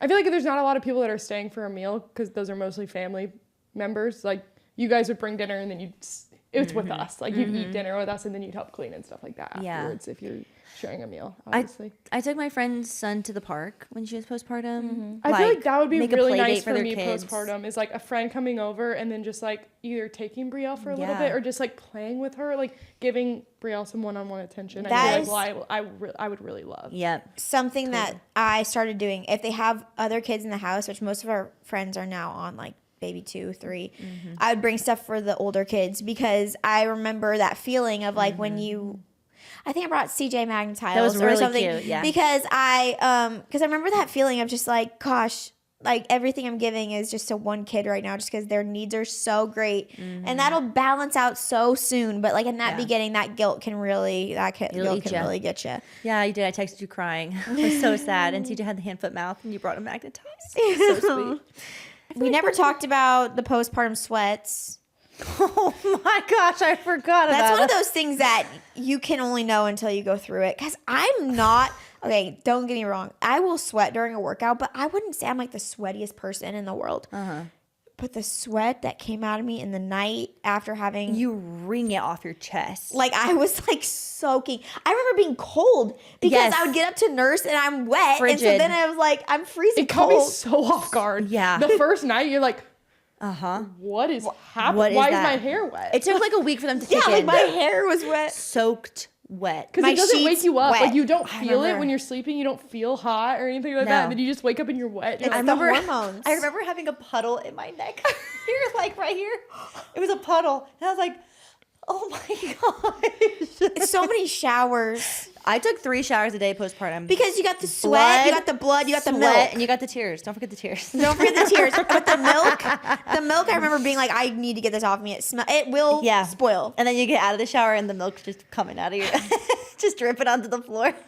I cannot believe that's about to happen again. That is so crazy. But you just get, I mean, honestly, but I made it. I'm like, this isn't as bad as I thought, remember? And then you get out of it and you're like, that was bad. crazy. No, I remember actually like talking about like having a vaginal delivery and a C-section delivery. I remember after having a C-section, I was really scared to shower because of like the Scar hurt. Massive incision and like the tape and stuff. And I remember after showering, I was like so intentionally avoiding the mirror because I was like, I can't see that. I'm not afraid of my body, but I can't see that wound. And then I did, and it was like black. Yeah, it is. Because they use glue that is like, and they put staples in mine. Mine didn't have, I just got stitches. I had like 11 staples in my Really? belly. Mine is like divots all around. They I'm like, took I don't them know off. what went on here. What went on here? Caleb's like, it's probably just scar tissue. I'm like, I have no idea. Wait, like still? Yeah, like I have 2 like dimples on each side. Oh. Where it's like sucked back. I just remember if you had a C-section, this was crazy and eventually does come back. But for like at least 8 months, Caleb would pinch my skin under my belly button. 0 sensation. Like we would play a game. I would close my eyes and I'd be like, okay, let me guess when you're touching me. I would never know. Do you remember that numbness? Because they cut all the nerves. For how long? At least 8 months. I felt like completely. Abigail, I did not completely feel numb. that. I was completely numb and tingly. Under your belly button? It was from my belly button to No. the scar. No, mine was like just on it. It was numb. Yeah, That's freaky. It was so freaky. It came back though. It just took a long time. That's freaky. No, I think with the C-section, the thing that shocked me the most postpartum versus vaginal delivery was the way that my organs just fell into that cavity whenever I would get out of bed. Because you don't have the ab muscles or the to I keep don't know your why I didn't stuff in experience place. it after the first delivery. Second one, when that hole where Augie used to reside would literally just, I remember turning over in bed and be like, and getting out of bed, it was like, I actually belly didn't. band? I didn't No. feel that with CJ. I felt that with Vivian, and I remember it because I was like, "Oh, whoa! I'm gonna throw up." That was a crazy feeling. Like it's like you're going down an elevator, but it's just your insides. just your inside. No, I I didn't wore wear the a belly belly band. band, and I feel like it suppresses some of that. That's I a never good had idea. a belly band. I should do that I this know. time. That's a good idea. Because I thought it was like for like looks. Like I didn't realize it was like no because you Oh, literally it's a just, waist trainer getting yeah I snatched up literally in. thought that's why I was like I don't need to wear that and I was like oh no Right. it's because my organs feel like they're just floating in my body. Yeah, I feel like I'm actually just flapping around Yeah, everywhere. literally. Also, I didn't expect the driving to be painful in the car after a C-section. Oh, the bumps. The bumps. I remember driving to the pediatrician. I a week. cried. Isn't that so crazy? You have to take the baby, a newborn The baby. next day, I had to take the baby when I got out of the hospital. I was pissed. That's cruel. And all the bumps and so many speed bumps. So you guys are talking about your C-section. I'm talking about my tailbone. I'm sitting on a donut in the car, buckled in. No one It tells you hurts. about that. Have your support person drive slow. That's all I got from postpartum. wait, I have Well, one we got more thing more. for a C-section for sure. Where for me the ice packs helped so much. Yeah, they did. I didn't even think about like that helped more than pain reliever pills. Like having ice, the Freedom Moms one was really good. Find a different brand, but Are they still canceled? I think so. Yeah, okay. I don't know. Perfect. If you find another one, let me know. But I'll probably whip it out again if I have an emergency C-section. We'll tell no one. No, that thing was great because you just strap it on and then you can change out that ice pack. I slept Right. with it on, and if I woke up in the night, I would change the ice pack out and get a fresh one. So and it nice. was so nice. We're transitioning to Patreon. We have a few fun things to talk about over there. We talk about our husband's views of postpartum and then misconceptions about postpartum. So if you want to hear that, join our Patreon. It's $5 a month. It's so fun. We have our book club over there, like our full-fledged book club with a riveting comment section and our Always Hungry segment where you guys are dropping some bomb recipes. I love the camaraderie there. And fun. what else do we have over there? Episode chats. It's a lot of fun stuff. We do a lot of polls and questions. So definitely make sure to check out our Patreon. Thank you to Chili Pad for sponsoring this portion of today's episode. Ladies, let me tell you about something that's going to change your life. Seriously. Every person that uses a chili pad, their Becomes life their is entire it becomes personality. their entire personality. But it makes sense when you try it. When you sleep hot, you sleep sweaty, and maybe you just live in Arizona and you can't turn your AC that low. We sleep at 73. Okay, that chili pad is putting me to sleep and staying asleep. You guys, I know there's health benefits to it too, but just comfort-wise and sleep quality-wise, it really changes the game. And sleep is so important. And that is why I am probably the most annoying advocate, but I just genuinely so believe in it. The Chili Pad 2.0 by Sleep Me is the most advanced version yet of the bed cooling system built specifically for people who are tired of waking up hot and sweaty. That's me. That's Abigail.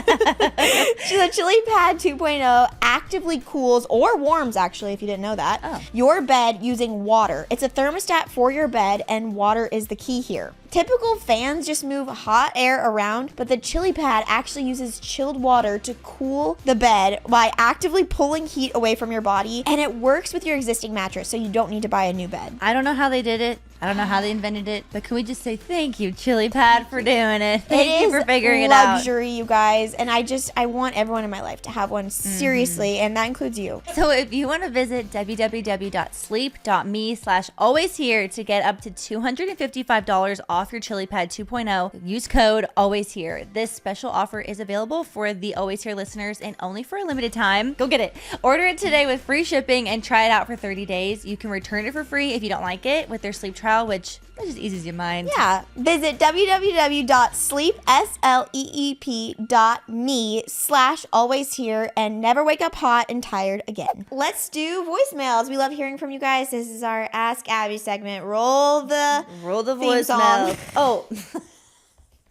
And the voicemails. Ask Abby. Hi, Abby, and Addie. I was just wondering, what is a bad habit that you have that you wish you could break? Mine would be biting my nails. Thank y'all. That's a fun question. Obviously late, but I'm going to think of something a little bit more unique. I feel like you guys could tell me better my bad habits. And Can you think of one for me? I interrupt people. Oh, that's a good one. It's always afterwards that I realize. Like when I'm at home, I'm like,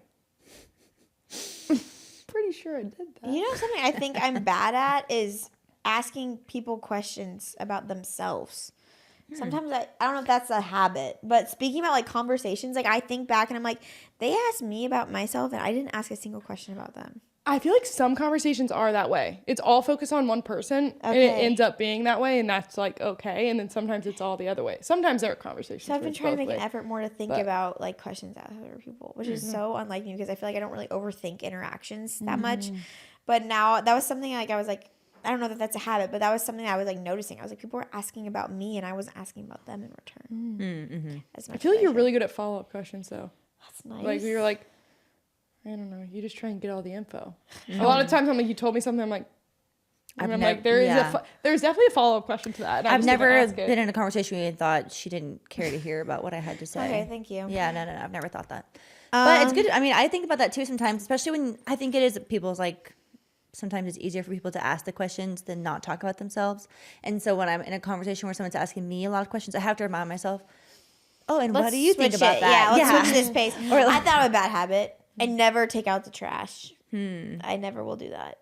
In my head, I'm like, I can do a lot of things, but I can't do that.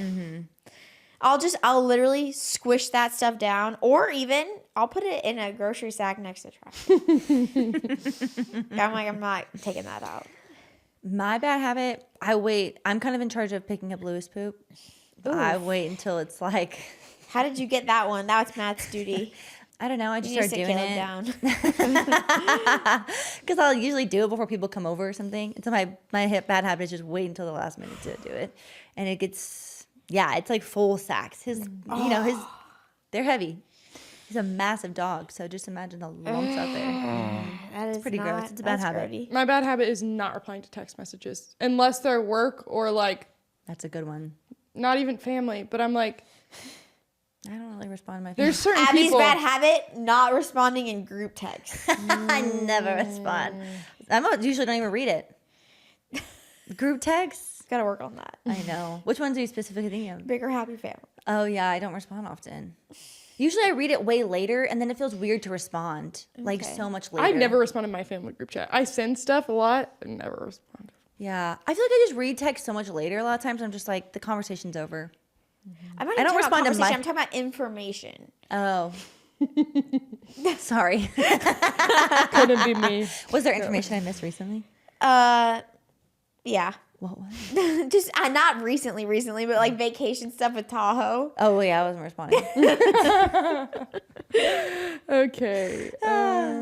It's not intentional. It's not intentional. I'm just like, oh. It's harmless, really. I think it's because I get overwhelmed with decisions. Hi, Addie, Abby, and Abby. I'm Hannah. And I'm Charlotte. and we're sisters in high school and best friends. Aww. So we were just wondering, what's one of your favorite memories with your siblings as kids? We love your podcast so much and look forward to it every Friday. Bye. I would have cried. That was perfect. That's gonna be Brielle Oh. and we didn't have family dinner, so I didn't tell you guys the name. Brinley. No, but I don't mind that name. Brooklyn. Nope. Is it a B name? Yep. Brooklyn was a good guess because I know that they like the name Brooks. What if it's Brooks? I know. I wish it could be Brooks or Brooklyn. Blake won't let it be. Okay. Brittany? We gotta stop. No. Okay. Riley? No. They What's can't. a favorite memory of you? I'm still thinking B names. I love that. I feel like they planned that out exactly. That was really so cute. sweet. So they Thank would you take for that. turns. Favorite memory as a kid? Oh, there's so many good ones. With your siblings. My siblings. Honestly, I just loved going to Disney. Even just the drive to Disney was so memorable. Blake and I would sleep in the same bed before a trip because we were so excited. Like, we both couldn't fall asleep, so we would just sleep together. Mm-hmm. And then our dad would come in because he was also so excited and couldn't sleep at like 4 in the morning. We'd start the road trip. And Blake and I had a whole, like, all of our movies. We knew the order we were going to watch the movies. And, like, we just had so much fun, like, with, like, just road tripping to Disney. And then at Disney, we had so much fun. Like, that's why I love it so much, honestly. It's literally not Disney. It's just the nostalgia behind, like, such good family memories there growing up. And all surrounding it. Like, it all felt so eventful. Like, we would always just talk about, like, the silly things, too. Like, in the car, like, I was so hot in Florida that our crayons melted. And, like, we just remember, like, all these, like, Goofy goofy things. It was just so, everything about it was so memorable. Totally. Yeah. I have great memories like that too. Just like the little things. I think if I were, the first things that came to mind, I had an individual one for each of my sisters. My older sister, she is 5 years older than me.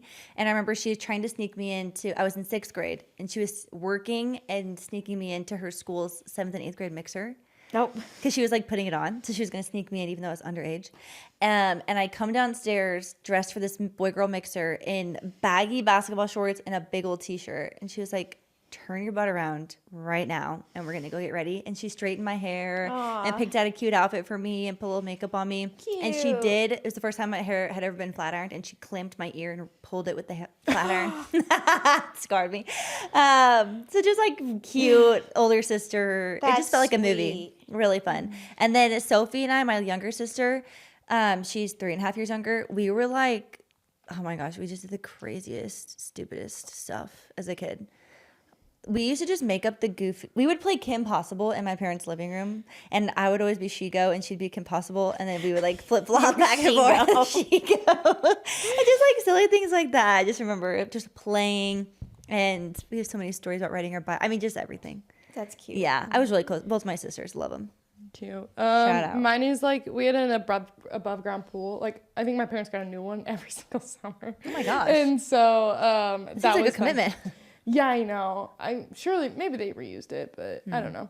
But swimming in the pool with them was really fun. And we had a trampoline. We played lots of games on our trampoline of doing that. And we'd play Princess. We have a really long staircase in our house, so we would walk down like princesses down the staircase. Oh my gosh. So That's I a remember that. memory. And then I remember like every Friday night we would get Redbox movies, and my dad would pick it out, and it was always some talking animal movie that we would watch, like just animated characters. And That's cute. That just unlocked a memory. I used to give, when I got my first digital camera, I used to give Sophie, my younger sister, the craziest makeup, put her in these insane outfits, and then would just make her go do photo shoots around the house and in public, and then I'd get the pictures printed. You're like, I need these documents. Yeah, I'm putting these in my journal. Last one. Hi, it's Lily. I love your guys' podcast. I was just wondering what you do to keep your kids busy when you're taking a shower. Oh. Because it's hard to take a shower when your kids are always barging in, and I just need some fun tips for that. I did something so reckless today. I don't know if I should say that I did this on the podcast.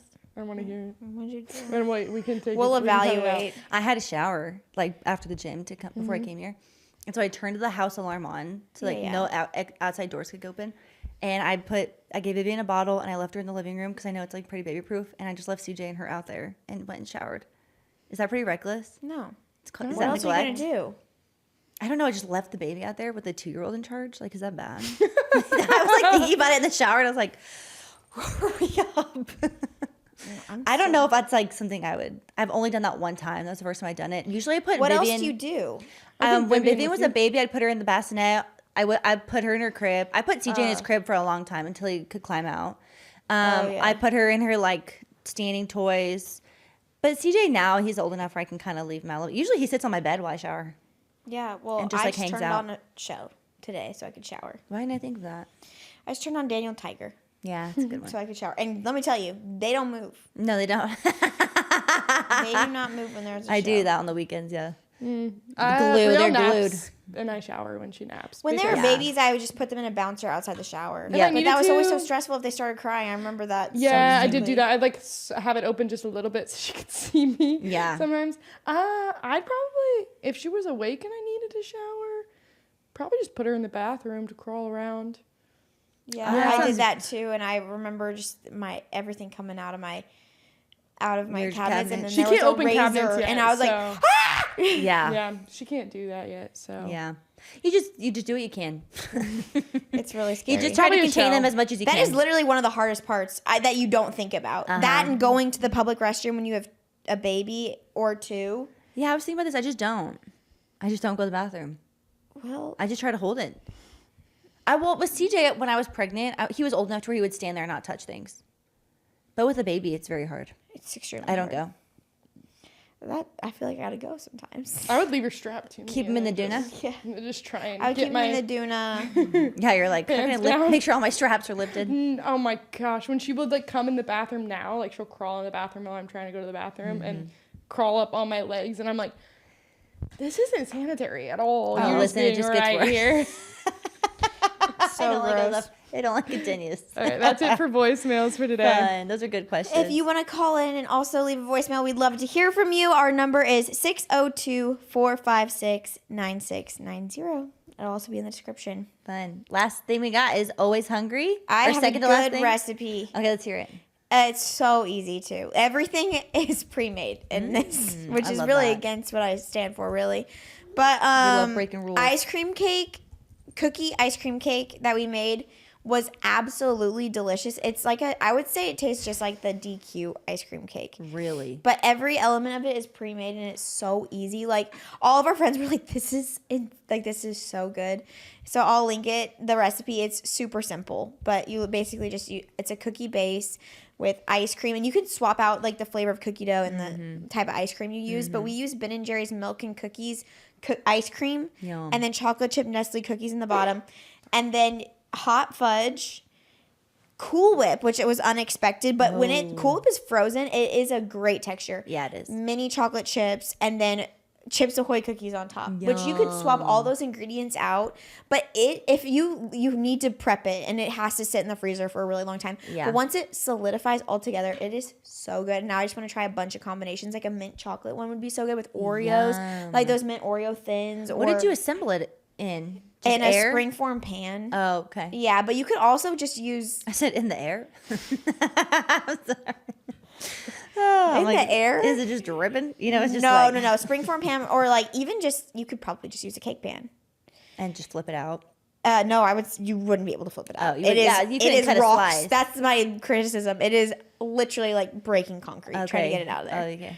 So Sounds it's worth good, though. it's worth every minute of effort. That ice cream sandwich we had in Soho, I think about it a lot. That's not from the Baked Bear. Ooh, that was way hurt my better than stomach. it should have been. That hurt my stomach so bad. Oh, I felt fantastic. No after. bathroom to be found. My recipe is maple glazed salmon bites. I've always made my salmon the same way, just like really herby and very good. But I kind of wanted to mix it up. And so last night I made salmon bowls and I used this recipe. It was a very simple, just literally mixed up in a bowl, poured over, and you bake them. And yeah, it was delicious. Oh, And I love that. a sweet little flavor, put over Sweet rice, salmon. and I made some lemon roasted Brussels sprouts with it. It's really good. Yum. Yeah. All right. What are we doing right here? Let me hear it. If you're still listening, you guys, this is a big day for me actually, and why I'm holding off to the very end because I'm so nervous. But if you're Oh. still here, then maybe you like us enough that it's safe to say I have launched my first ever product, and it is a mascara, Biswell Beauty. And special shout out to Addie for being literally logistics coordinator extraordinaire. I mean, it's like crazy to think they let anyone do these types of things. I'm like, we are just out here just mom and popping this, really, like trying to pull this together. Now, granted, we have a team and help, but when it really comes down to the studs of it all, it's like, wow, this is on us. And so that's why it's kind of scary too. But it's out there. I personally really believe in this product. I really, really do. And I have used it myself for a very long time now. Lots of testing and logistics went into this, and it's here now, which is crazy. Get it while you can. And yeah, we'll just see what comes of this. I cannot wait. I got mascara for all y'all, so. Oh, I'm so proud of you, Ab. Thank you. It's really crazy. I'm really proud of you. This has been years in the making. Yeah. Years of dreaming, testing, innovating. Yeah. Road bumps. Picturing the brand. So many bumps. So many bumps. I mean, for both you, Matt, Addie, like you guys have been working your tails off, and I'm just proud of you. Thank and you. I can't wait. I know launch day is going to be amazing. I know it's going to be so amazing. Excited. So we can't wait to celebrate you. Yes, thank you. Yes. It's here. So we'll put a link to it, and I'm really excited to hear your guys' feedback. And Biswell Beauty. Mascara. It's literally wild. I'm sick to my stomach. Thanks, guys. I really appreciate in advance. Like, thank you to anyone that is able to even just follow the page or purchase one for yourself even. It really means a lot. Well, there's nothing that you do half-a, truly. Thank you. And I feel like even just when it comes to like your job, you never take sponsorships or anything that you don't fully believe in. And I just know that this product is something that you're like, if you're putting your name on it, you fully believe in this. I do. And so I Thanks can't wait for for everyone saying to try it. I know. It's real. It's good. It's here.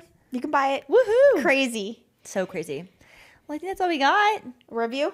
Oh, okay, perfect. Let me read it. I wasn't looking at our list of things. This is really sweet. Jaden E. left a 5-star review and said, best podcast. I look forward to listening every single week. I'm a longtime listener of Unplanned Matt and Abby's YouTube, and this is also amazing. You all are so entertaining, encouraging, and of course, hilarious. Best to listen to while cooking, cleaning, or even just rotting in bed. I love you guys.